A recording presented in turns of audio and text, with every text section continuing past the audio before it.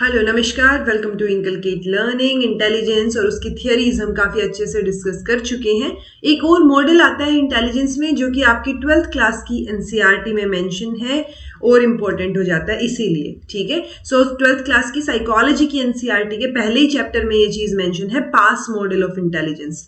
और इस पास का मतलब क्या है? पी से प्लानिंग, ए से अटेंशन अराउजल, अटेंशन या अराउजल लगा लीजिए आप, क्योंकि आप जिस तरफ अटेंशन देंगे उसी वहीं से अराउजल जो है वो होगा।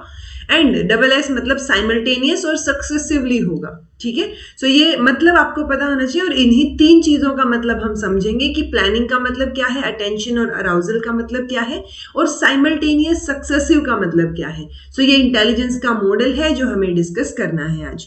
This is presented by me Raveena. Videos informative लगे तो इनकलकेट लर्निंग को लाइक शेयर सब्सक्राइब जो आप कर सकते हैं, because it is absolutely free. So free में इतना तो बनता है। ठीक है, चलिए ये जो मॉडल है, एक तो आप नाम याद रखेंगे किसने डेवलप किया है। तो ये तीन नाम है जी। ठीक है, जेपी दास, जैक नाग्लियरी। अब कई बार ऐसा होता है कि आप किसी भी अलग अलग इंसान की प्रोनाउंसिएशन अलग अलग होती है ना, तो आप प्रोनाउंसिएशन अपने हिसाब से भी देख सकते हैं। एक आधी बार हो सकता है मुझसे भी गड़बड़ हो जाए चीजें प्रोनाउंसिएशन के मामले में। ओके, तो जेपी दास, जैक और किर्बे 1994 में ये मॉडल इन्होंने दिया था। तो ये तीनों नाम आप थोड़े से फैमिलियर रहिए कि अगर पास मॉडल लिखा हुआ दिख जाए तो ये तीन नाम आपके दिमाग में आ जाए। अब इनके अकॉर्डिंग ये जो मॉडल है, इसके अकॉर्डिंग जो इंटेलेक्चुअल एक्टिविटी इन्वॉल्व होती हैं हमारी interdependent functioning of 3 neurological system, उन जो एक्टिविटीज है ना, इंटेलेक्चुअल एक्टिविटीज, उनको ये बोल रहे हैं functional units of brain. Basically कुछ ना कुछ तो एक्टिविटी चलती ही रहेगी ना। तो ये कहना चाह रहे हैं कि ये जो भी इंटेलेक्चुअल एक्टिविटी होती है वो किसको इन्वॉल्व करती है, किस वजह से होती है। वो जो 3 न्यूरोलॉजिकल सिस्टम हमने 11th क्लास में पढ़े थे उसके ऊपर इंटरडिपेंडेंट होती है, मतलब उनकी फंक्शनिंग के ऊपर वो चीजें आपस में एक साथ फंक्शन करेंगी और तब जाके इंटेलेक्चुअल एक्टिविटी होती है। तो उन फंक्शनिंग के दौरान जो यूज हो रहे हैं सिस्टम्स, उनको हम बोल रहे हैं functional units of brain. These units are responsible, और ये यूनिट्स रिस्पॉन्सिबल है किसके लिए?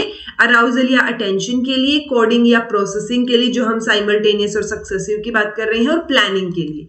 तो उन तीनों चीजों के लिए ये फंक्शनल यूनिट्स ऑफ ब्रेन जो है वो रिस्पॉन्सिबल है, और उसके अंदर हम 3 न्यूरोलॉजिकल सिस्टम पढ़ते हैं। I hope I am clear on it. ठीक है जी, तो अब बात आती है इन तीनों ये जो हम 3 पढ़ रहे हैं ना, क्या बोला था हमने कि ये जो 3 यूनिट्स हैं, ठीक है, ये जो 3 काम करेंगी उनके बारे में पढ़ रहे हैं हम। तो ये 3 काम कौन कौन से हैं? पहला है अराउजल या अटेंशन, मतलब ये स्टेट ऑफ अराउजल होती है किसी भी बिहेवियर के लिए। मतलब कोई भी स्टिमुलस आपको मिला, आपने उसकी तरफ अटेंशन दी, और उस अटेंशन देने की वजह से एक अराउजल जो है वो आपके अंदर निकल के आएगा।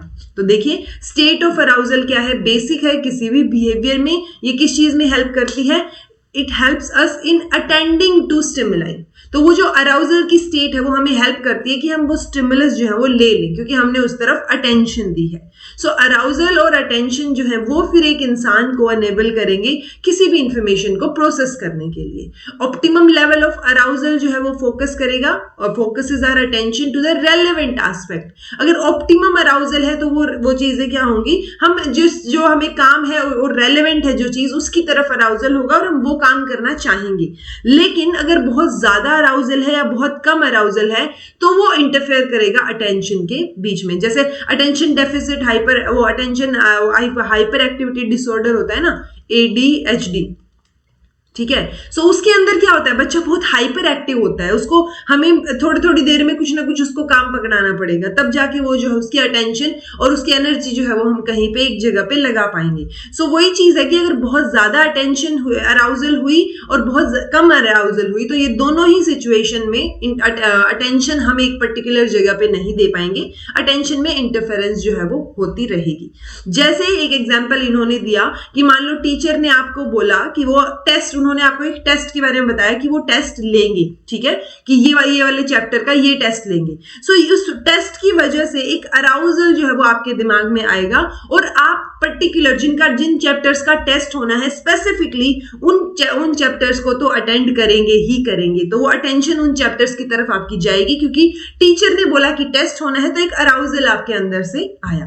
तो अराउजल जो है वो आपको एक्चुअली फोर्स करता है कि आप पर्टिकुलर फोकस करें अपनी अटेंशन को एक जगह यहाँ पे। जैसे अराउजल ने आपको फोर्स किया कि आप जो है उन चैप्टर्स पे आपकी अटेंशन गई जो चैप्टर्स का टीचर ने टेस्ट लेना है, ठीक है। सो ये अराउजल है। बेसिकली कोई भी स्टिमुलस आपको मिल रहा है, टीचर ने आपको बोला कि टेस्ट लेना है, वो स्टिमुलस हो गया, उसकी वजह से आपके अंदर जो है वो अराउजल आया और उस अराउजल ने फोर्स किया आपको उन चैप्टर्स के ऊपर अटेंशन और फोकस देने के लिए, ठीक है जी। सो आपने अपनी सारी की सारी अटेंशन जो है उसके ऊपर फोकस डाल दिया कि यही चैप्टर्स करने हैं। तो ये अराउजल और अटेंशन की सिचुएशन है जो हमारे PASS मॉडल में ए जो स्टैंड करता है अराउजल एंड अटेंशन, ठीक है।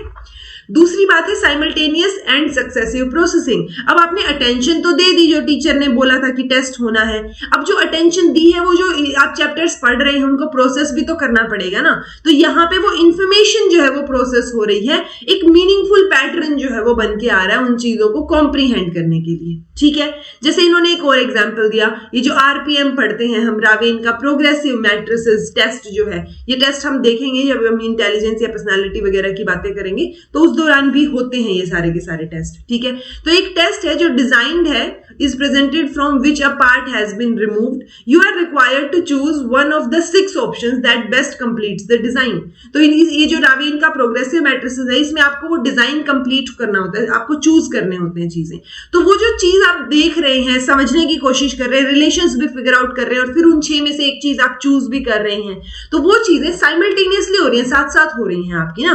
तो जो भी चीजें होंगी, अब मान लो आपने टीचर ने बोला था टेस्ट लेना है, तो वो चैप्टर्स आप पढ़ रहे हैं, उन चैप्टर्स में क्या चीज दी हुई है, क्या डायग्राम दिया हुआ है, तो वो साइमल्टेनियसली आपका दिमाग जो है वो प्रोसेस करेगा उन सब चीजों को, ठीक है। उनमें रिलेशनशिप या कनेक्शंस निकालने की आप कोशिश करेंगे ताकि आपको बेहतर तरीके से चीजें याद हो पाए, ओके। तो वो सक्सेसिव और साइमल्टेनियस प्रोसेसिंग होगी, ये बात आपको पता होनी चाहिए, ठीक है। जैसे लर्निंग ऑफ डिजिट, आपने डिजिट सीखे, अल्फाबेट सीखे या मल्टीप्लिकेशन टेबल सीखी, शुरू तो सारी चीजें डिजिट से हो रही है ना, तो ये सक्सेसिव प्रोसेसिंग है, ओके।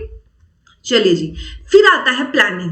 फिर ये जो आपने अभी तक किया है ना कि आपने चीजों को अटेंड कर लिया, यानी अटेंशन दे दी, प्रोसेस भी कर लिया, फिर प्लानिंग जो है वो एक्टिवेट होती है, ठीक है। After the information is attended, पहले तो अराउजल हुआ, उसने फोर्स किया आपको अटेंशन देने के लिए और अटेंशन की वजह से फिर आपने इंफॉर्मेशन को प्रोसेस किया, उसके बाद क्या आएगी, प्लानिंग आएगी। तो ये प्रोसेस आपको पता होना चाहिए कि पास का मतलब ऑल्दो देखा जाए तो प्लानिंग पहले है, अराउजल देन साइमल्टेनियस और सक्सेसिव, बट पास मॉडल इसका नाम दिया गया है, लेकिन इसकी अगर हम हायरार्की देखें तो पहले अराउजल होगा, अराउजल फोर्स करेगा आपको किसी पर्टिकुलर चीज के लिए अटेंशन देने के लिए ताकि आपकी अटेंशन का फोकस उस पे रहे, और अटेंशन के बाद प्रोसेसिंग होगी चीजों की, जो इंफॉर्मेशन प्रोसेसिंग है, और प्रोसेसिंग के बाद प्लानिंग होगी, okay. So it allows us to think of the possible courses of action, कि अब आगे फर्दर क्या क्या चीजें हो सकती हैं, पॉसिबल कोर्सेज यानी ये ऑप्शंस हैं हमारे पास, फिर हम उनको इंप्लीमेंट कर सकते हैं एक टारगेट तक पहुंचने के लिए, और फिर हम अपनी इफेक्टिवनेस को जो है वो इवेल्युएट कर सकते हैं। अगर प्लान काम नहीं करता तो हम मॉडिफाई करेंगे अपनी सिचुएशन या रिक्वायरमेंट्स के अकॉर्डिंग। एग्जाम्पल इन्होंने दे रखा है, to take the test scheduled by your teacher you would have to set goals. तो आपने गोल्स सेट करने के लिए प्लान तो करना पड़ेगा ना, एक टाइम शेड्यूल की पढ़ना कब है। फिर gate clarification in case of problems, and if you are not able to tackle the chapters assigned for the test, then आपको जो है कोई और तरीका, या तो ज्यादा टाइम देना पड़ेगा, या किसी और फ्रेंड से समझना पड़ेगा, या हो सकता है टीचर से समझना पड़े, तो वो चीजें आपको अपनानी पड़ेंगी। सो ओवरऑल इतना इसमें कंक्लूजन क्या निकल के आता है, जो हमारा पास मॉडल है PASS, सबसे पहले आप अराउजल होगा कोई भी स्टिमुलस के बाद, जैसे ही टीचर ने बोला टेस्ट लेना है तो अंदर से अराउजल हुआ, अराउजल ने फोर्स किया कि है आपको अटेंशन देनी है उन पर्टिकुलर चैप्टर्स के प्रति, आपने उन चैप्टर्स की जो है इंफॉर्मेशन प्रोसेसिंग की, तो वो सक्सेसिव और साइमल्टेनियस प्रोसेसिंग होगी, और उसके बाद जो है वो प्लानिंग होगी कि भाई मुझे ऐसे ऐसे पढ़ना है। अगर वो पढ़ना वाला टाइम टेबल या टाइम शेड्यूल काम नहीं कर रहा है, आपको समझ नहीं आ रही है चीजें, तो अपनी रिक्वायरमेंट के अकॉर्डिंग आप जो है उसको चेंज कर सकते हैं। ये है पास model. So pass processes operate on a knowledge base developed either formally or informally. तो जो भी आपने एनवायरमेंट से सीखा है या फॉर्मली आपने पढ़ के, लिख के, एक्सपेरिमेंट करके चीजें सीखी हैं, उनके ऊपर जो है ये क्या होगा, पास मॉडल जो है वो ऑपरेट किया जाएगा। ये जो प्रोसेसेस हैं जितने भी, वो सारे के सारे इंटरैक्टिव और डायनेमिक होंगे, ऐसा नहीं है कि स्टैटिक हो कोई भी चीज, क्योंकि देखिए प्लानिंग में भी हम चीजें चेंज कर सकते हैं। तो जहां पे भी कुछ चेंज हो सकता हो वो डायनेमिक है चीजें। स्टैटिक मतलब सेम रहेगा, जैसे हम कई बार बोल देते हैं ना स्टैटिक सिलेबस है इस एग्जाम का, तो स्टैटिक मतलब मान लो कुछ थियरीज एग्जाम में मेंशन है, जैसे सीटेट के एग्जाम में कोलबर्ग या पियाजे मेंशन कर दिया, तो वो जो 2 थियरीज मेंशन है दैट मींस वो स्टैटिक सिलेबस है कि अब थियरीज में कुछ चेंज नहीं होगा, कोई करंट अफेयर ऐड नहीं होगा, राइट। वो थियरीज जो है वो हैं। अब जैसे एजुकेशन पॉलिसी है 1986 की पॉलिसी, या अब 2020 की भी थोड़ी मॉडिफिकेशंस हो रहे हैं, जब वो फाइनलाइज हो जाएंगी चीजें तो वो जो पॉलिसी है वो स्टैटिक रहेगी, वो होली एक बार, राइट। तो वो चीजें हैं कि कुछ एक पोर्शन स्टैटिक होता है, बट यहाँ पे ये जो इंटरेक्शंस हैं, जो भी हम पास मॉडल पढ़ रहे हैं वो डायनामिक होगा नेचर में। अब जो ये दास और नेगलेरी थे, इन्होंने एक बैटरी ऑफ टेस्ट जो है वो भी डेवलप किया, जिसको हम CAS बोल रहे हैं, कोग्निटिव असेसमेंट सिस्टम, जिससे ये असेस करेंगे इंटेलिजेंस को, ठीक है। तो इसमें वर्बल और नॉन वर्बल दोनों टास्क इसके अंदर इन्होंने इंक्लूड किए हैं। जब भी हम असेसमेंट की बात करते हैं, ऑल्दो मैंने ये चैप्टर अभी मतलब ये पोर्शन कराया नहीं है, नेक्स्ट क्लास में आपको देखने को मिलेगा जब हम असेसमेंट ऑफ इंटेलिजेंस की बात करेंगे। शॉर्ट में करवा रखा है, देखिएगा उसको, कि 2 टाइप के होते हैं टेस्ट, इंडिविजुअल भी हो सकते हैं, ग्रुप भी हो सकते हैं, और उसके अंदर भी वर्बल या नॉन वर्बल 2 हो सकते हैं, या ये लगा लीजिए वर्बल और नॉन वर्बल है, और उनके अंदर फिर इंडिविजुअल और ग्रुप टेस्ट दोनों है। ग्रुप को कई बार परफॉर्मेंस टेस्ट भी बोल देते हैं। तो ये वर्बल और नॉन वर्बल दोनों के लिए इन्होंने बैटरी ऑफ टेस्ट जो है वो प्रिपेयर किया, डेवलप किया। तो ये कॉग्निटिव असेसमेंट सिस्टम इसको हम बोलेंगे, ठीक है।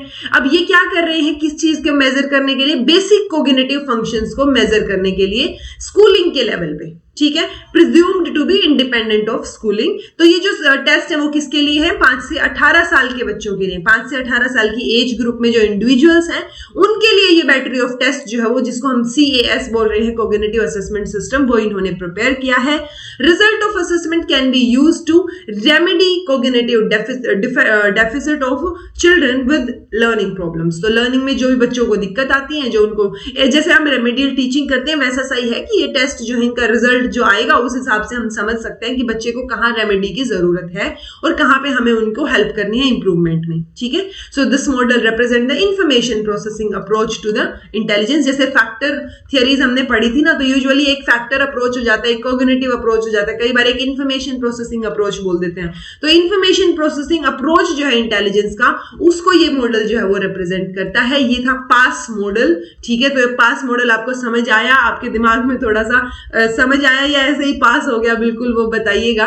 This was all about today, thank you so much for watching. Be happy, keep smiling, subscribe to inculcate learning and be consistent in your efforts. बहुत जरूरी है कंसिस्टेंसी होना, तो जब भी एग्जाम आएगा तब तक थोड़ा थोड़ा रोज जो है वो पढ़ते रहिए। Thank you.